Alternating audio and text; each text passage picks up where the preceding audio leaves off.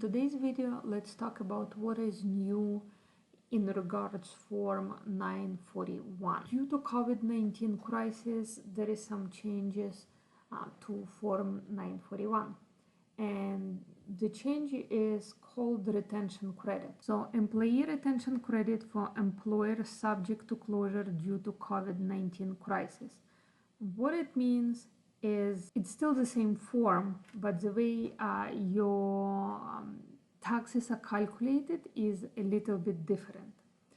Difference is that the refundable tax credit is equal to 50% of qualified wages paid to employees after March 12, 2020 and before January 1st, 2021. If you paid any qualified wages between this time, March 13 and March 31st inclusive, you will include 50% of those wages together with 50% of any qualified wages paid during the second quarter of 2020 on your second quarter Form 941, 941 SS or 941 PR to claim the employee retention credit. And you should not include the credit on your first quarter. So second quarter payment will be due July 31st, 2020, and it's gonna cover April, May, and June months.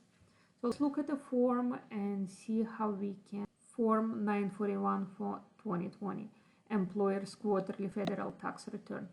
This form, if you have a payroll, this is the form you fill it out. If you have a company that does payroll for you, they will do it. I usually do payroll with QuickBooks Online. I really like it, so it's usually done everything for me. But sometimes, once in a while, I have a client who would have one employee and I run payroll manually. This is the form for people who possibly run payroll manually to see how to calculate it, or maybe even for people who have a company who does payroll for them to double check and see if this credit was done. So on this 941 form, as usual, you would put your tax ID number, your company name, your address, and you would click here. It's for second quarter, April to May and June. I already filled up this form, and I will show you where I took the numbers. So I took my first quarter. In this example, the company has only one employee and it's the same wages week after week.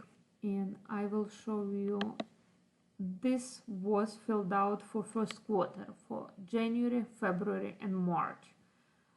We had one employee, and we have wages, tips, and other compensation of $12,722.61. I run my report in QuickBooks, and salaries for April, May, and June were this $12,000, plus I took 2 weeks of March and I divided everything in half.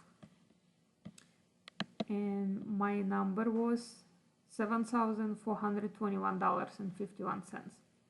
My federal income tax withheld was still $800. It's the same amount as was paid for the second quarter, same as was paid for the first quarter.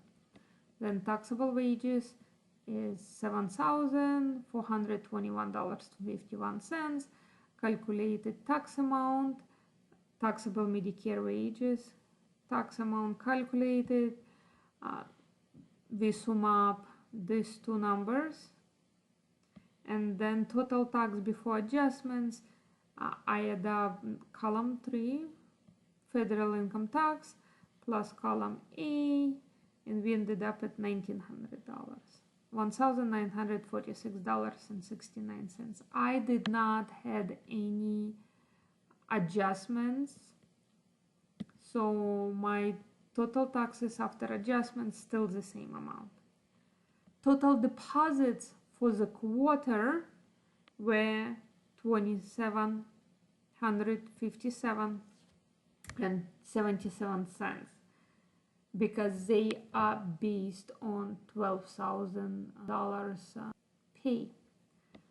So then you do a calculation. You take your total deposits, you deduct total taxes that needs to be paid, and you receive overpayment. Then you have a choice. This is a refundable credit, so you can mark send the refund, or you can mark apply to the next return. Either way, you either gonna get money, or next quarter you will pay less.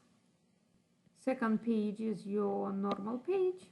As usual, you will fill out your name, information, your company name, your tax information, who filled out this information for you. Probably if it's you, it would be your information, and you will not have any payment voucher. So this you will not fill out and you will not send it.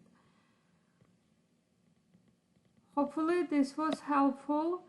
If you have questions, just write below, and as always, subscribe, like, share, and again, ask questions. Let's go through it together and see what kind of questions we might have. Thank you. Bye.